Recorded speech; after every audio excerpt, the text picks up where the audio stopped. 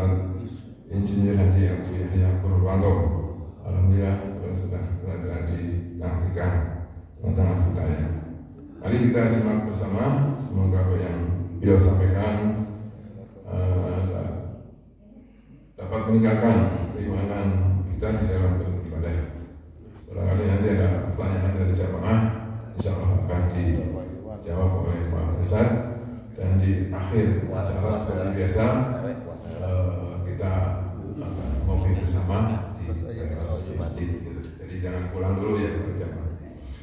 Saya kira dari kami sekian, terima kasih. Wassalamualaikum warahmatullahi wabarakatuh. Waalaikumsalam.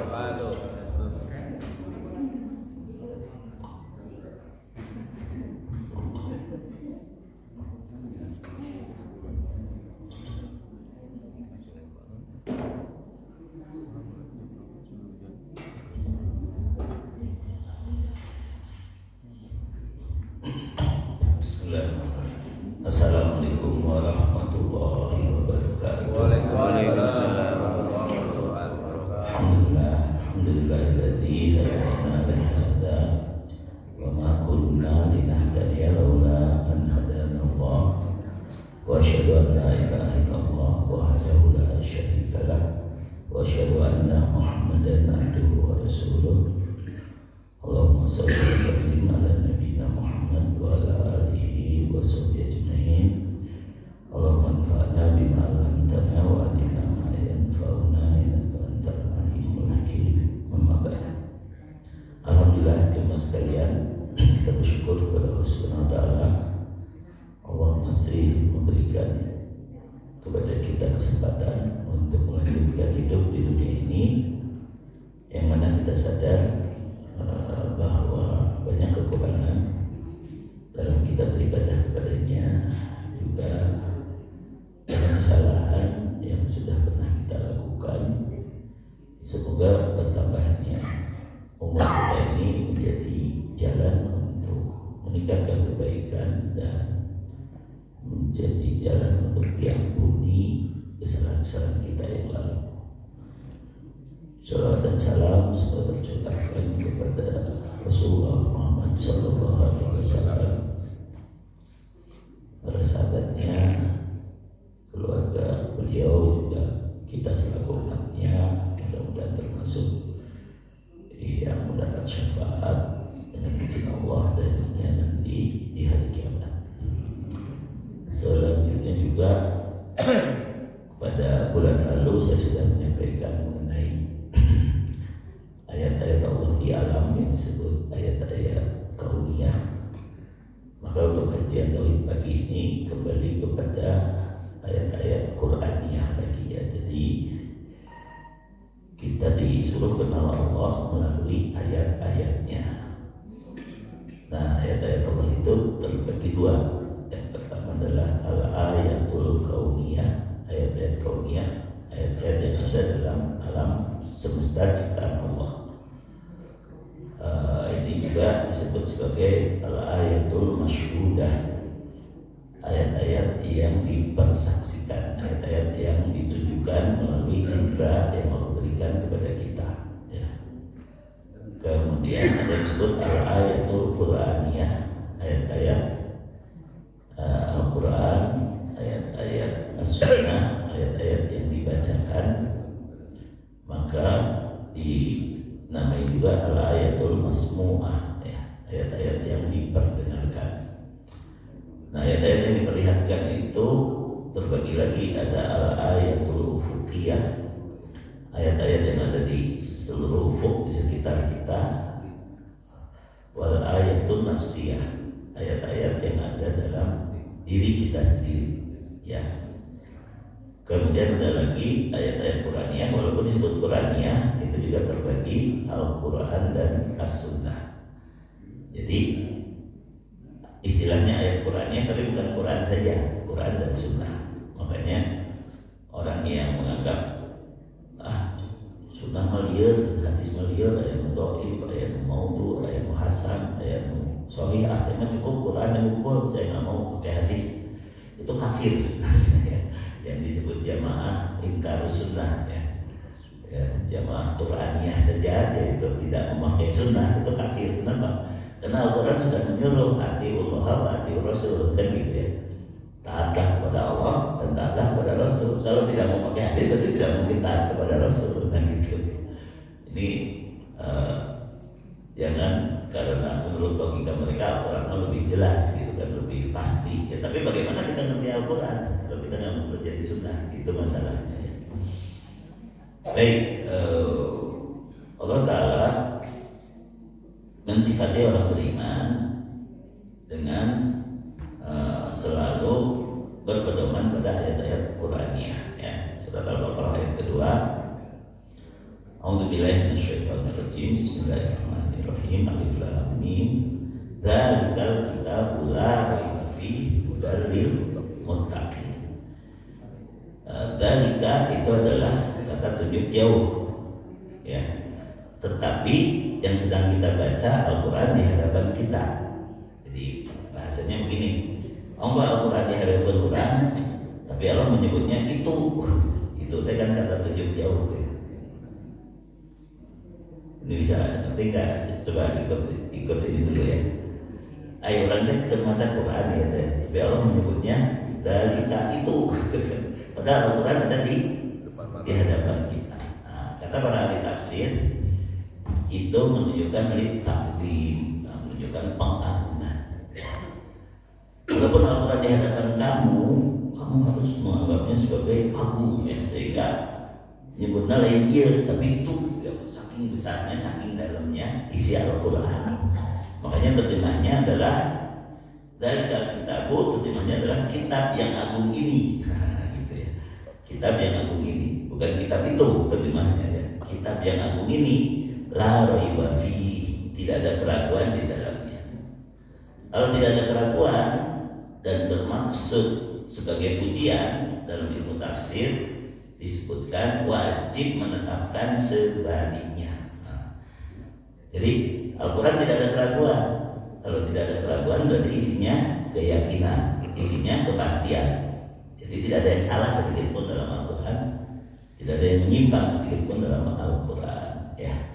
Contoh lain dalam surah Toha, ma anzalna alaikal qur'ana litashqa, ayat kedua juga itu ya. Tidaklah kami turunkan Al-Quran kepadamu supaya kamu celaka. Ketika ini bermaksud pujian, Al-Quran tidak membuat celaka, maka harus ditetapkan apa? Sebaliknya. Al-Quran hanya akan membawa kamu bahagia gitu. Nah itulah ketika kita meyakini Al-Quran adalah firman Allah, Muhammad SAW adalah utusan Allah, hadis yang beliau sampaikan juga wahyu Allah. Kalau kita ngaku beriman, kita harus merasakan kedahsyatannya. Ini firman Allah yang menciptakan seluruh alam, menciptakan langit dan bumi. Ini adalah utusan Allah yang menjadi bukti bagi kita taat kepada Allah itu melalui taat kepada beliau. Taat kepada Rasul baru kita disebut taat kepada Allah gitu. Jadi kita harus merasakan kehebatan. Al-Quran tidak ada keraguan, Al-Quran tidak membuat celaka.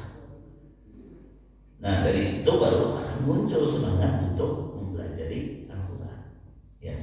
Ada 4 hal yang harus kita tingkatkan dalam kedekatan kita terhadap Al-Quran dengan niat mendekatkan diri kepada Allah kan gitu ya. Yang pertama tilawatan, bagaimana kita membacanya dengan baik dan benar serta banyak ya. Jadi ada 3 B ya. Baik, benar dan banyak ya. Baik itu menyangkut membunyikannya. Laisa minna malam yataghanna bil Quran. Bukanlah termasuk golongan kami jika dia tidak membaguskan suaranya ketika membaca Al-Quran ya. Jadi belajar bacaan yang bagus itu boleh bagus, bukan hanya boleh bagus ya. Karena baca Al-Quran harus baik. Yang kedua harus benar mengikuti kaidah-kaidah tajwid, kaidah-kaidah mad, kaidah-kaidah waqaf, kaidah-kaidah segala macam. Tapi sekarang sudah disederhanakan. Tidak tahu ilmu tajwidnya tidak masalah, tapi harus benar, yaitu ada pelajaran tahsin disebutnya. Jadi ilmu tajwid itu sifatnya fardu kifayah, tetapi menerapkan tajwid dalam membaca Al-Quran sifatnya fardu ain. Kok bisa? Ya kan, kalau kita baca benar itu nggak harus hafal, misalnya dari kita mantobi itu apa mantobi itu dengan naon asal benar bacanya. Nah kayak gitu ya. Ulaika ala hudam min rabbihim. Oh itu idgham biguna. Tadi apa idgham biguna ke dengan naon? Ulaika humul muflihun. Muflihun man alif bisukun. Atau apa lagi dengan naon? Itu penting benar bacanya kan gitu ya. Jadi ilmu tajwidnya sendiri fardu kifayah, tetapi menerapkan tajwid dalam membaca Al-Quran hukumnya fardu ain. Atau namun salah baca dosa, namun jadi hajaman tenang, pokoknya sudah belajar kita. Ya, dosa itu kalau kita nggak mau memperbaiki, kalau itu diajar wahai gitu ya. Sebagaimana kata Imam Syafi'i, ini Imam Syafi'i ya, yang katanya di Indonesia ini mayoritas mazhab Syafi'i. Belajar bahasa Arab itu hukumnya wajib. Kaget mereka bapak-bapak. Belajar bahasa Arab kata Imam Syafi'i hukumnya wajib, karena dengan bahasa Arab baru kita akan mengerti agama kita. Tapi Ustaz, bagaimana dengan ngantos-ngantos? Kalau satu orang yang diajar bahasa Inggris di SMP, lebih kaya hafalan I love you kan gitu. Lu penting belajar yang penting apa? Belajarnya. Kalau pernah belajar, alhamdulillah ya Allah saya pernah belajar. Pulang tuh bisa-bisa, ya udahlah gitu. Ya sakit tuh gitu, pahala gitu. Pahala sangat bisa. Sama juga dengan ilmu tajwid tadi.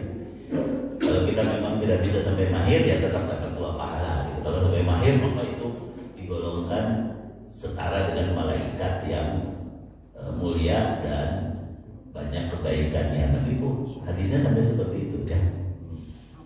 Kemudian yang kedua disebut tahfidon ya, supaya gampang diingat ya. Tahfidon artinya kita menghafal dan mengajarkan hafalannya kepada orang lain. Ya, jadi menghafal Al-Quran sekali dari hafal 30 juz, alhamdulillah hafalkan Al-Fatihah. Bisa hafalkan Al-Ikhlas. Sekali lagi itu belajar. Tapi derajat kita ya cuma sama peta gitu. Yang ketiga adalah tafhiman, berusaha untuk faham. Tafhiman ini juga ada 2, ada yang disebut tafsir, yaitu melalui kitab-kitab para ulama, ada yang disebut tadabbur. Tadabbur itu baca ayat, merenungi, kayaknya kan nanti kepada masalah saya boleh. Selama apa? Selama maknanya jelas, walaupun kita bacanya dari terjemahan. Nah, namun ragu yang tanya ke Pak Ustaz gitu. Bisingan nyimpulkan serangan salah gitu. Fasalu ala dzikri in kuntum la ta'lamun. Tanyakan kepada yang tahu, kalau kamu nggak tahu mah gitu. Dan yang keempat disebut tatbiqon. Tatbiqon itu menerapkan Al-Quran ya, menerapkan dalam keyakinan, menerapkan dalam pengamalan, dalam ibadah, dalam hukum, bahkan dalam kata Imam Nuqayyim dalam at-tadawi bil Quran. Kita berusaha untuk berobat itu dengan Al-Quran ya. Karena dari kita boleh fi hudal lil muttaqin, menjadi petunjuk bagi orang yang bertakwa. Petunjuk urusan naon? Baik urusan kasih, urusan ilmu, keyakinan, kebenaran yang harus diyakini, urusan fisik, urusan kesehatan, petunjuknya ayat Al-Quran. Oke, urusan pesak ya, jangan takut. Urusan pesak ya, ayat Al-Quran petunjuknya gitu. Teman juga mereka nikahnya. Jadi siapa orang yang siap nikah? Boga tilu eta bekalna. Nyata pasir, fisik jeung pesak nah gitu. Nu hati ge sami. Ya gitu kan. Yang disebut istitoah itu terutama menurut Sunda mah gitu. Sudah gampang dengan teh. Ya udah pasir, fisik jeung pesak itu mampu berarti gitu kan. Orang bertakwa juga disifati selalu melihat kondisi ini sebagai ayat-ayat Allah. Surat Yunus ayat ke-6. Inna fi ikhtilafil laili wan nahari wa ma khalaqallahu fis samawati wal ardi ayatil liqaumin yattaqun. Sesungguhnya dalam pergiliran malam dan siang dan dalam apa-apa yang diciptakan Allah di langit maupun di bumi, itu benar-benar menjadi ayat bagi siapa? Bagi kaum yang bertakwa. Jadi Bapak Ibu juga harus yakin surga itu diciptakan, disediakan untuk orang yang bertakwa. Itu ayatnya jelas kan, Surat Al-Imran ayat 133. Wasarimu, bersegeralah kalian ila magfiratin min rabbikum, untuk mendapat ampunan dari pencipta kalian, Tuhan kalian yang menguasai kalian, yang mengatur kalian, yaitu Allah. Wa jannatin arduhas samawati wal ardh, dan untuk meraih surga yang luasnya seluas langit dan bumi. Uiddat lil muttaqin, dan surga itu disediakannya bagi orang yang bertakwa. Ahlussunnah wal Jamaah menetapkan berdasarkan ayat ini, uiddat itu fi'il madhi majhul ya, sudah disediakan. Itu menyatakan surga itu atas ayat ta'ajana atas. Surga itu sudah ada, sudah diciptakan Allah, sudah disediakan bagi kita. Nah, namun orang yang menurut ke surga belum mau telah kita kumpul gitu. Surga itu atas ayat. Itu jangan salah ya, jangan menganggap surga itu nanti, setelah nanti, tidak, dari sekarang. Makanya berpikirnya adalah kudu ngerasakan jalan nikmat sekarang sebelum nanti masuk surga. Kata Syekhul Islam, malam yadkhul jannatad dunya lam yadkhul jannatal akhirah. Siapa yang belum bisa memasuki surga yang ada di dunia ini, dia tidak akan mungkin bisa masuk surga di akhirat. Tapi surga dunia itu bukan mabok-mabokan, bukan dugem, bukan bermewah-mewahan, bukan itu. Surga dunia itu ketika kita sholat bisa nikmat, ketika duduk di majelis ilmu bisa nikmat, ketika mendengar firman Allah, mendengar hadis Rasulullah merasakan nikmat gitu. Jadi kalau kita tidak berusaha nikmat ketika ngaji, maka tidak layak masuk surga. Kenapa? Dalam surat Asy-Syura disebutkan yauma la yanfa'u malun wala banun illa man atallaha biqalbin salim. Pada hari kiamat itu tidak bermanfaat harta maupun anak-anak kecuali yang kembali kepada Allah dengan qalbun salim, dengan hati yang bersih. Nah, hati yang bersih itu bukan berarti seperti yang dipahami orang awam. Ya, saya tidak iri hati, saya rendah hati, saya tidak sombong, saya ramah, saya rajin menabung. Ujung-ujungan rajin menabung non bukan. Nah itu hati bersih saya sebenarnya begitu. Padahal di sini adalah bersih dari syirik karena ada tauhid, ya. Bersih dari bid'ah karena mengikuti sunnah tadi ya. Bersih dari menyukai maksiat karena mencintai taat, ya. Terikat kepada syariat. Itu bersih hati itu di situ.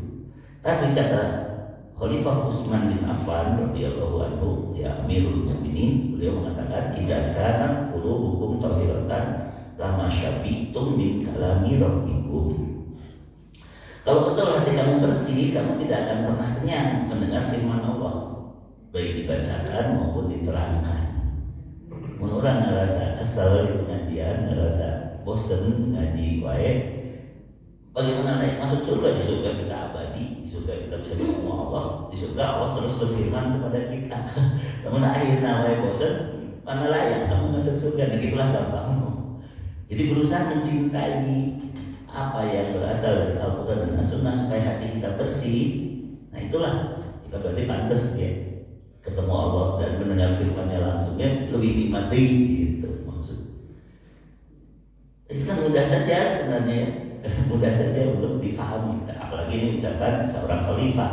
Rasulullah SAW telah bersabda, "Alaikum bisunnati wa sunnati khulafai rasyidin." Utsman bin Affan mengatakan hati kamu bersih itu, qalbun salim itu ketika kamu tidak pernah kenyang mendengar firman Allah, selalu rindu dan selalu merasa dapat lagi. Makanya itu dari itu Al-Quran itu sangat agung, makin dibaca bukan makin tamat orang teh, makin sadar orang teh canyang manaon gitu.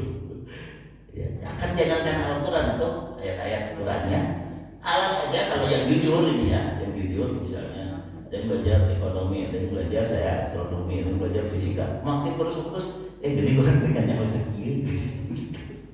Kok malah kedokteran banyak? Kedokteran umum, wah asalnya saudara ada umum dan gitu. Efeknya mana nanti ambil spesialis penyakit dalam, spesialis penyakit dalam. Spesialis penyakit dalam teh dengan ayah kudu milih deui ke spesialis paru-paru. Ge baru aya paru-paru oke. Spesialis deui oke jangan kata gitu. Tapi pokoknya makin kita melihat ayat-ayat yang ada di alam saja, ilmu Allah yang ditunjukkan dalam ciptaannya, orang itu makin ngerasa teh nyaho. Masa kita baca Quran masa geus cukup? Kemarin saya ketemu ada orang aneh puntennya. Karena bapak-bapak nggak kenal ini bukan gibah. Ini adalah menjelaskan fenomena yang banyak terjadi di masyarakat. Begitu saya selesai khutbah Jumat, turun dia ngajak diskusi. Wah, bapak kan dari astronomi, saya mau tanya pendapat bapak tentang ini udahlah saya sampaikan. Ini ayatnya dan lain sebagainya. Terus bapak kenal ayat itu? Enggak saya itu. Tapi saya ingin nanya sekarang persoalan yang paling penting. Apa ajaran yang paling penting?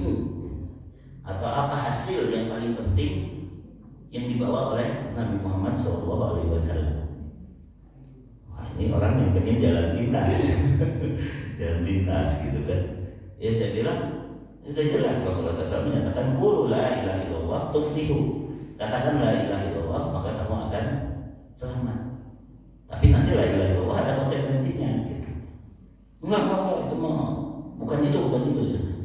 Berarti Bapak merasa tahu menurut Bapak naon? Menurut saya yang paling penting itu adalah kita sampai yakin katanya, iman yang yakin. Nah itu paling penting gitu. Maka saya tidak setuju, saya bilang manusia bisa yakin, tapi ada dua macam. Yakin kepada sesuatu padahal itu salah, atau yakin kepada sesuatu yang benar. Jadi kita baru selamat dengan yakin, namun yang kita yakini benar.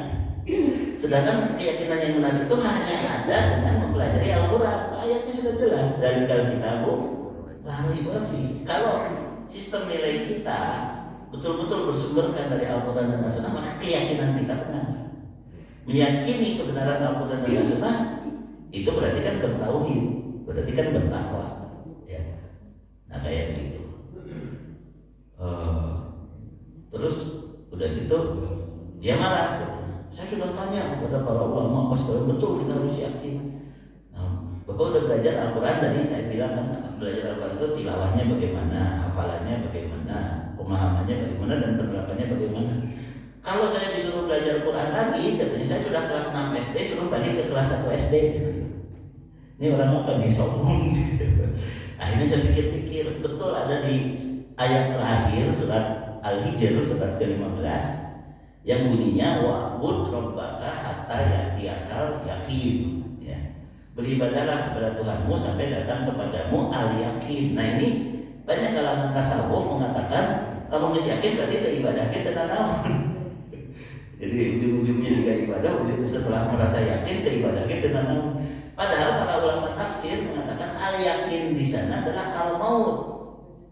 Beribadahlah kepada Allah sampai datang sesuatu yang pasti kepadamu, sesuatu yang yakin, yaitu kematianmu. Jadi satu orang can apa beribadah sampai ada sholat sambil berbaring, sampai ada sholat sambil duduk kan gitu. Karena ibadah itu harus terus dilakukan sampai kita mati. Itu yang dimaksud al-yakin. Tapi karena dia salah artikan yakin di sana mengisi yakin berkudu ibadah, akhirnya malah jadi salah kan. Berarti dia meyakini sesuatu yang salah. Jadi percuma yakin oke, namun diyakininan salah. Ya. Makanya tadi 4T tadi penting ya. Tilawah, tahfidz, tafhim dan takdik atau 4M kalau agak ingat ya. Sikap kita terhadap Al-Quran, membaca, menghafal, memahami, menerapkan gitu lah. Dari bahasa Indonesia lebih gampang 4M ya. Nah kemudian apa buahnya kalau kita sudah dibimbing oleh Al-Quran? Buahnya seluruh urusan kita jadi baik, yaitu surat 64 ayat 11, surat At-Taghabun ayat 11. Ma asaba min musibatin illa binillah wa may yu'min billahi yahdi qalbah wallahu bikulli syai'in alim. Tidaklah terjadi satu musibah pun kecuali dengan izin Allah. Sedangkan siapa yang diberi petunjuk hatinya oleh Allah, Allah akan membimbing hatinya. Siapa yang beriman kepada Allah dengan benar, Allah akan membimbing hatinya. Wallahu bikulli syai'in alim. Sedangkan kalau seseorang sudah dibimbing oleh Allah dan Allah Maha mengetahui segala sesuatu, pasti benar. Orang itu pasti menyikapi takdir Allah dengan benar, gitu. Ya. Karena semua yang terjadi kan terjadi dengan izin Allah, dengan takdir Allah. Kemudian Allah yang memberi soal ujian kasih tahu juga kepada kita jawabannya, gitulah gampang. Kita harus Allah yang memberi soal ujian, yaitu takdir-takdir yang datang ke kita, itu soal-soal kita. Tapi Allah juga yang ngasih tahu jawabannya ke kita. Yang orang pasti benar menjawabnya gitu. Tapi kalau dalam kehidupan nyata betul benar kan? Terkengingnya Pak Iwannya. Pak Iwan ngasih ujian ke mahasiswa, lalu Pak Iwan dia jawabannya terkenging dalam kehidupan nyata. Tapi ketika kita berpikir secara keimanan, harus seperti itu berpikirnya. Allah yang menakdirkan, Allah juga yang memberi ilmu ke kita. Pasti benar jawabannya lagi. Nah, oleh karena itu, apa yang dimaksud dengan bimbingan Allah kepada orang beriman? Disimpulkan dengan 3 hal pokok yang disebut SSI: syukur, sabar, istighfar. Itu sudah sering saya sampaikan ya. Nah, aplikasinya syukur, sabar, istighfar itu yaitu idza unqima syakar wa idza tuliya sabar wa idza atnaba istighfar. Kalau dia mendapat nikmat dia bersyukur, kalau dia diuji dia bersabar, dan kalau dia bersalah dia istighfar. SSI ya, syukur, sabar, istighfar. Rinciannya, syukur itu dilakukan dengan lisan memuji pemberi nikmat. Minimal mengucapkan apa? Alhamdulillah, segala puji bagi Allah. Lalu harus masuk ke hati, karena segala puji bagi Allah, nikmat ini dari Allah. Dalam hati jangan merasa hebat, jangan merasa ujub, jangan merasa sombong, apalagi pamer. Jadi alhamdulillah itu menghilangkan ujub di hati, menghilangkan kesangkanya orang teh soleh pisan, ibu-ibu teh soleh pisan. Waktu mau yang kita sare deui beunang urang mau salat berjamaah, berpikir ngaji nih, betul-betul soleh berarti. Ya, soleh teuing gitu. Ujub teh. Begitu tuh ujub, harusnya alhamdulillah masih kuat. Masih kuat ngaji. Ini karunia dari Allah gitu. Harus begitu ya. Kemudian yang ketiganya bersyukur dengan anggota badan, yaitu menggunakan nikmat itu untuk ketaatan, bukan untuk kemaksiatan. Betapa banyak orang yang diberi nikmat malah jadi maksiat karena dia merasa saya punya uang banyak terus saya mau foya-foya mau apa. Jadi permasalahan utama orang yang maksiat, permasalahan utama orang yang tidak mau beribadah itu karena selalu berkata aku, milikku, punyaku. Coba kalau kita mulai Allah yang memberi sehat, Allah yang memberi harta, Allah yang membuat kita bisa menggerakkan tangan sehingga kita bisa minum, maka kita ucapkan Bismillah. Contohnya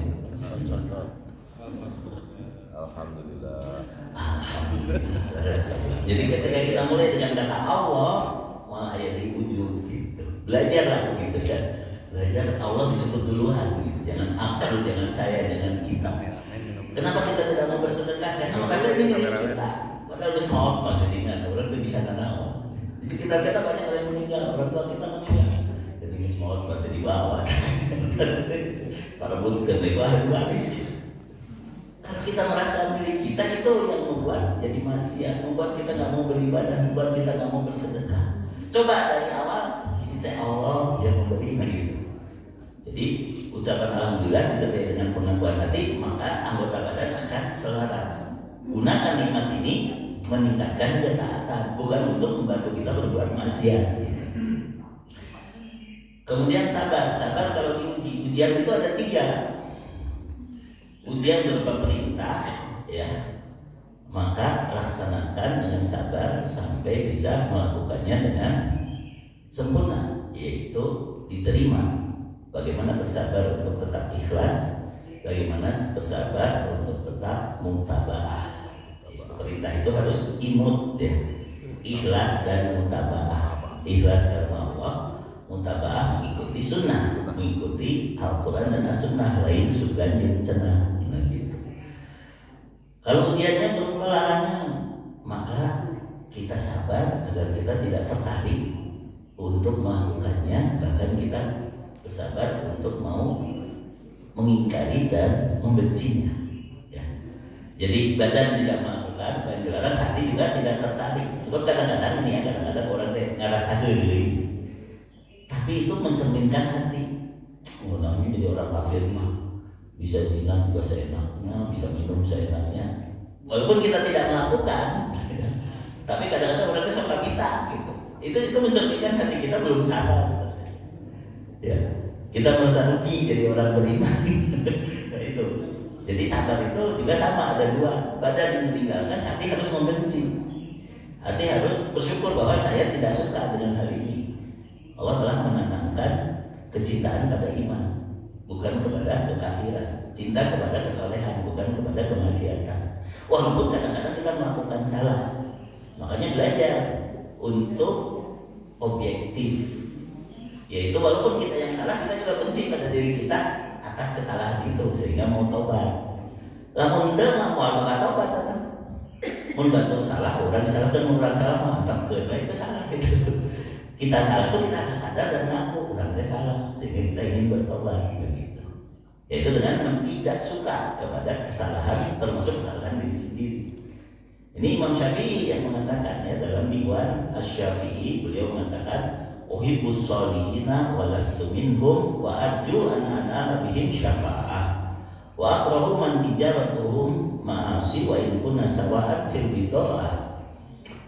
Aku mencintai orang soleh, tapi aku tidak termasuk mereka. Tapi aku berharap dengan mencintai orang soleh, mereka nanti diizinkan Allah untuk membela aku di hari kiamat. Dan aku membenci orang yang melakukan kemaksiatan, padahal aku pun kadang-kadang melakukannya. Ini Imam Syafi'i, Imam Syafi'i lain orang soleh, bukan orang soleh, ayo orang naon. Saking solehnya Imam Syafi'i tidak mengaku soleh. Ayo orang kan bisa sholat berjamaah, Pang soleh nasa RT, Pang soleh nasa RW diulang. Alhamdulillah, juga harus disyukuri kan gitu. Nah, yang ketiga, ujian yang berupa musibah, ujian yang berupa kepahitan hidup. As-sabru ala akbarilahil mu'limah, sabar terhadap takdir Allah yang dirasa pedih. Bagaimana caranya? Yang pertama, tidak membiarkan terus-menerus dalam kepedihan dan tidak menjadikan kepedihan itu sebagai alasan untuk meninggalkan ketaatan. Ya. Itu yang disebut sabar. Beri memberi, tapi jangan mencaci maki, jangan marah-marah, jangan banting-banting diri, jangan males-malesan ibadah. Gitu. Jadi ketika kita dapat musibah lalu meninggalkan saum sunnah, meninggalkan sholat malam, itu nggak ada sabar. Ketika dapat musibah nggak mau sedekah, itu nggak ada sabar. Ya zaman COVID kan kelihatan, mau sedekah lebih berbutuh yuk, kelihatan gitu. Ketika kita dapat musibah malah meninggalkan, mengurangi ketaatan, kan menurutnya bukan musibah tapi makin dekat ke Allah, dan orang butuh pertolongan. Bisa paham nggak Bapak Ibu? Kita punya musibah itu bahkan harus meningkatkan ketaatan.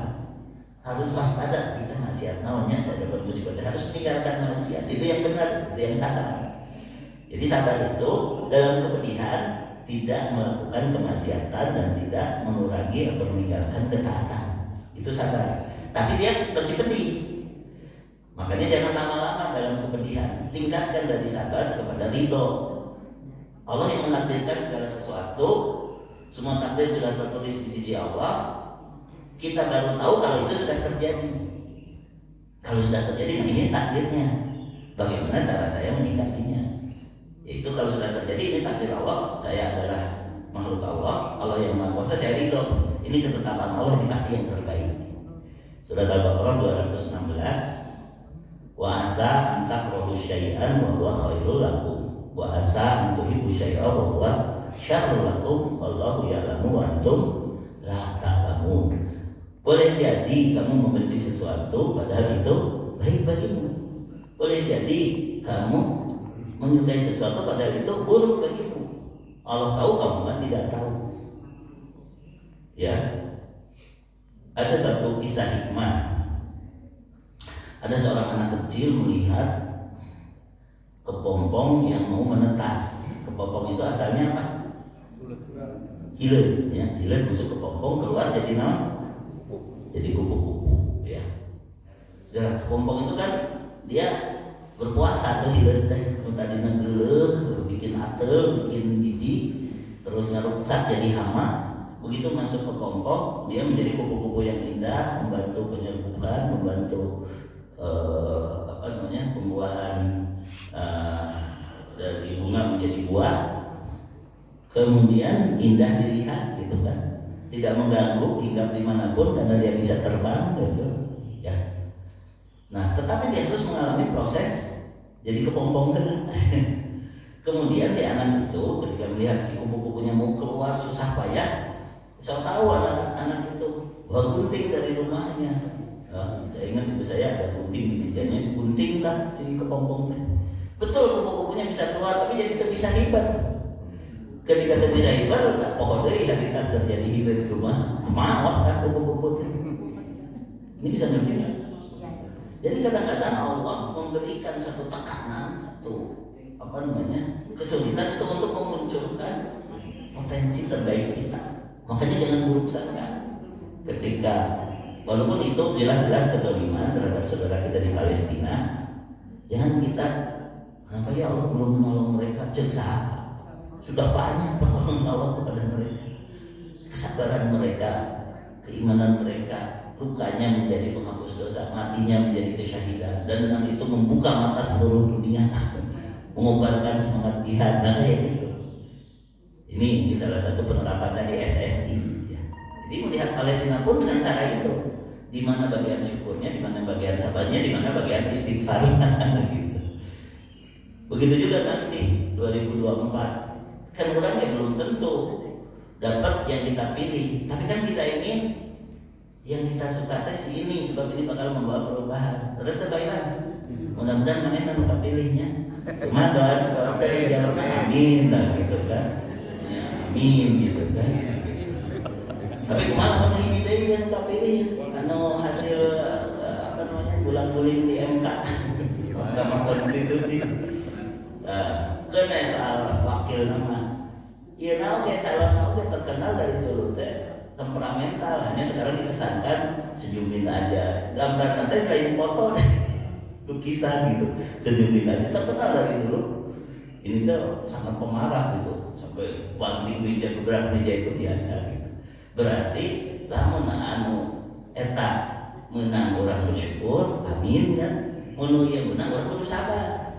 Ya, karena terkenal gede amatna. Mun hiji deui mah terang-terangan di YouTube, saya senang bokep teh.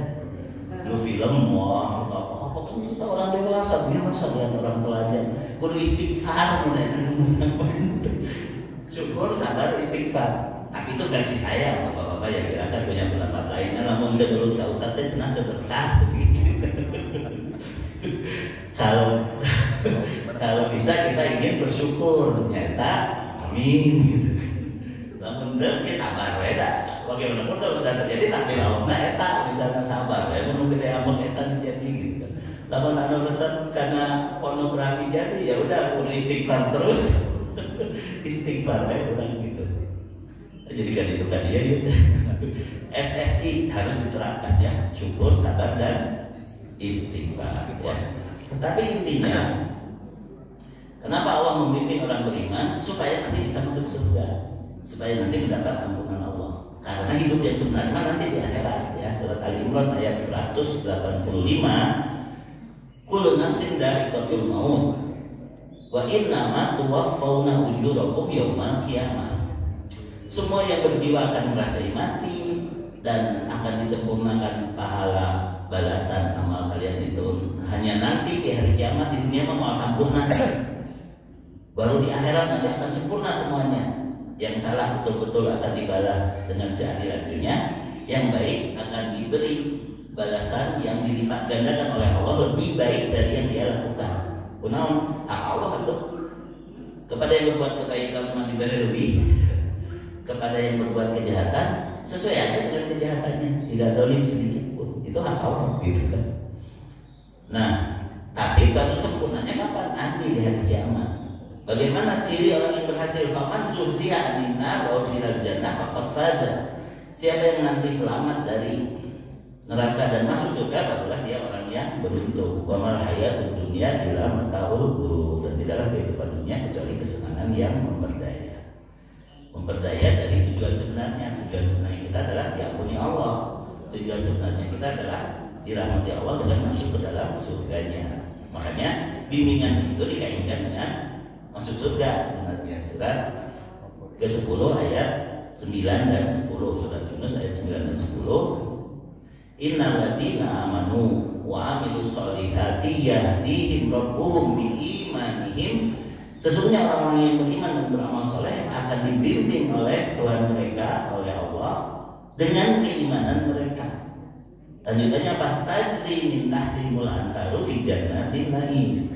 Sampai mereka masuk ke dalam surga, di bawah mereka mengalir sungai-sungai, ada sungai air, ada sungai madu, ada sungai susu, ada sungai khamar. Itu 4 macam sungai kenikmatan di surga. Dakwahum fiha subhanakallahumma. Doa mereka adalah subhanakallahumma wa tahiyyatuhum fiha salam. Ucapan mereka adalah salam. Wa akhiru da'wahum alhamdulillahi rabbil alamin. Mereka terus-menerus memuji Allah karena mereka sudah terbiasa di dunia pun memuji Allah, dan Allah yang membimbing kami, Allah yang menyehatkan kami, Allah yang memberi rezeki kepada kami. Sebut Allah dulu ulah-ulah supaya kita tadi tidak ujub, tidak riya, tidak takabur, tidak dengki, uri taki, ya, itu menghilangkan uri taki, ujub, riya, takabur, dengki, yaitu dengan menganggap atau dengan meyakini ini semua milik Allah. Kalau kita mati-matian mengumpulkan harta pun, begitu kita mati, keluarga kita ngomong anu benar ya, keluarga anu benar. Begitu kita meninggal, keluarga kita kan kehilangan. Dia akan mengucapkan apa? Innalillahi wa inna ilaihi raji'un. Sesungguhnya kami milik Allah dan kami akan kembali kepadanya. Nah, namun sadar geus maot tah. Mending di ayeuna. Mending di ayeuna. Kita sadar bahwa kita sekarang pun kita milik Allah. Sekarang pun kita akan kembali kepadanya. Kan kira geus maot tah gitu. Gini harta dari bawah gitu kan. Gini pangkatnya nanaona gitu kan. Ya. Ketika sudah mati maka gitu. Mending sadar nanti ayeuna ke masalah. Disebutna ku batur innalillahi. Mending kita yang yakin bahwa kita ini milik Allah. Makanya harus berusaha menjadikan apa yang Allah berikan itu sebagai jalan mendapatkan ampunan dan keridhoannya.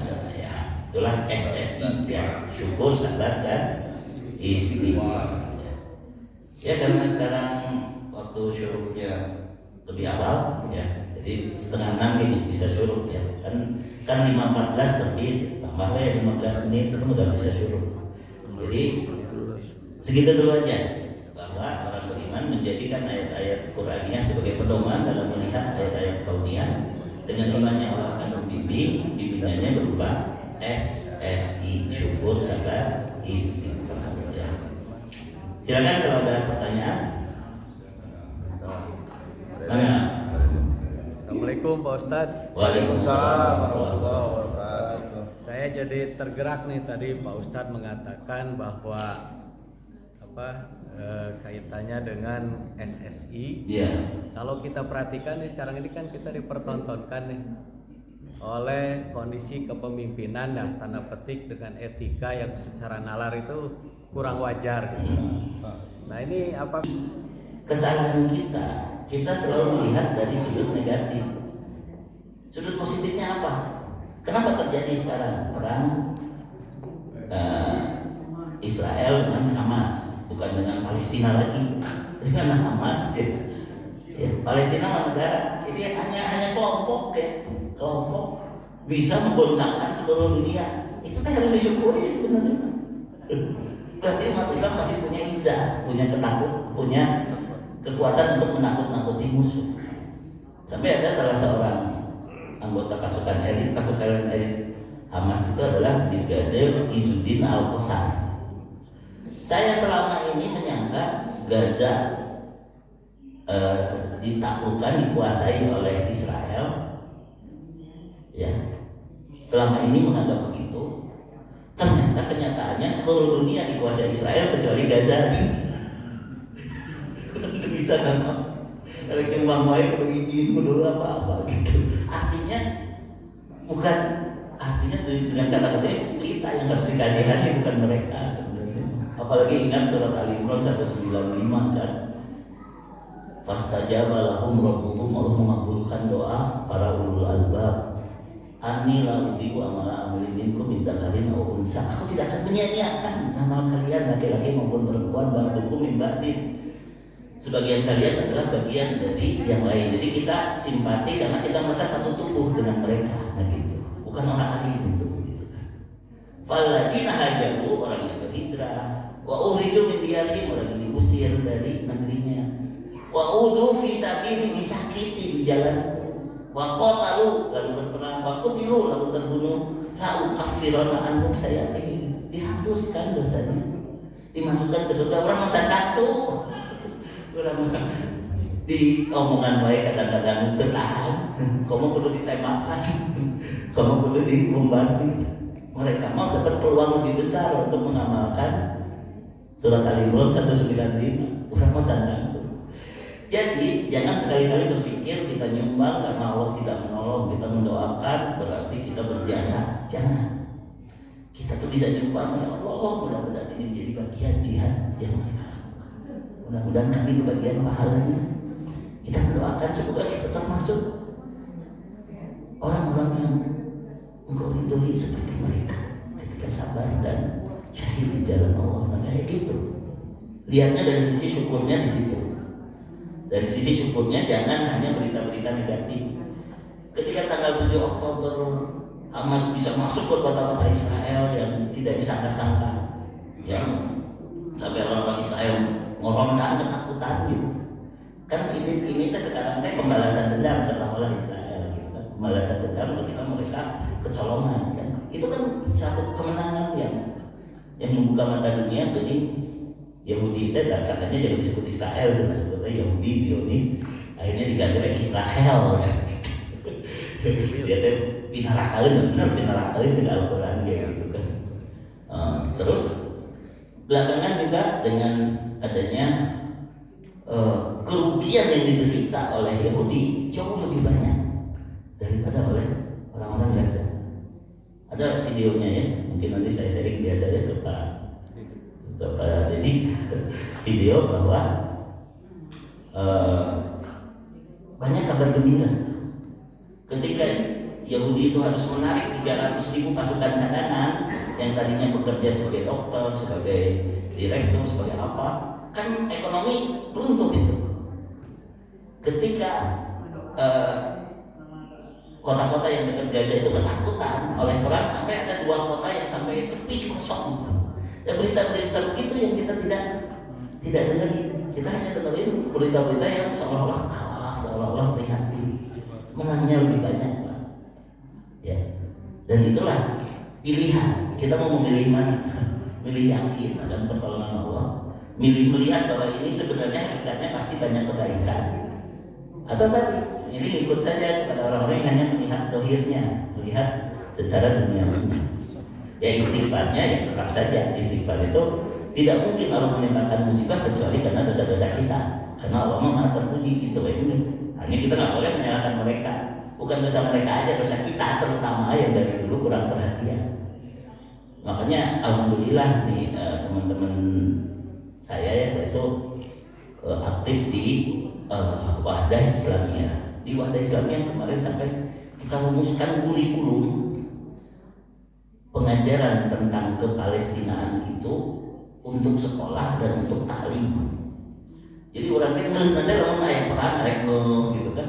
Harusnya kan perlu saya diajarkan sejarah kecil kenapa kita misalnya ditipu oleh Yahudi, dulu dilulukan sebagai investor, sebagai orang yang membawa uangnya untuk ditanamkan di Indonesia, ya, jadi kereta api cepat, jadi kayak Indonesia deh, ya itu bakal sama ceritanya. Kalau kita biarkan asing dan asing masuk, orangnya bakal dijajah. Contoh nama penduduk Palestina, Singapura. Ya, saya kira ditutup saja dulu ya. Bismillahirrahmanirrahim. Allahumma inna nahmaduka wa nasta'inuka wa nasta'hinuka wa nastaghfiruka wa natubu ilaik. Allahumma shalli wa sallim ala nabiyyina Muhammad wa ala alihi wa sahbihi ajma'in. Rabbana la tuzigh qulubana ba'da idh hadaytana wa hab lana min ladunka rahmatan innaka antal wahhab. Allahumma inna nas'aluka husnal khatimah wa na'udzu bika min su'il khatimah. Allahumma ansur ikhwanana al-mustad'afina minal muslimina fi Gaza wa fi Filistin wa fi kulli makan. Allahumma ansur ikhwanana al-mujahidina fi sabilika fi Gaza wa fi Filistin wa fi kulli makan. Allahumma munzilal kitab syari'al hisab izmil ahzab. Allahumma hazibhum wa zalzilhum. Allahumma inna naj'aluka fi nuhurihim wa na'udzubika Allahumma min syururihim. Rabbana atina fid dunya hasanah wa fil akhirati hasanah wa qina adzabannar. Amin ya rabbal alamin. Subhanallahumma wa bihamdik asyhadu an la ilaha illa anta astaghfiruka wa atubu ilaik.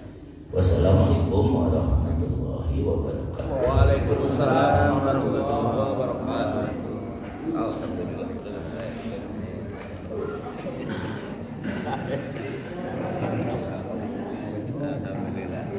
Terima kasih. Assalamualaikum.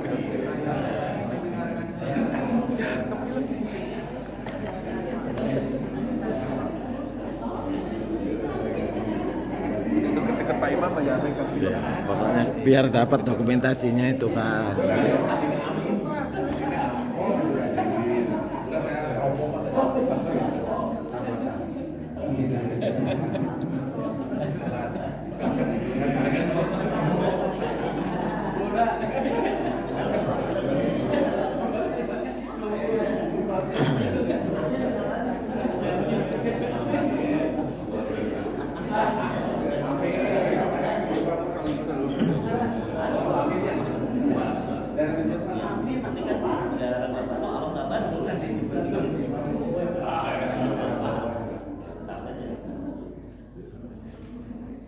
Ya, itulah tadi ya, pengajian waktu subuh.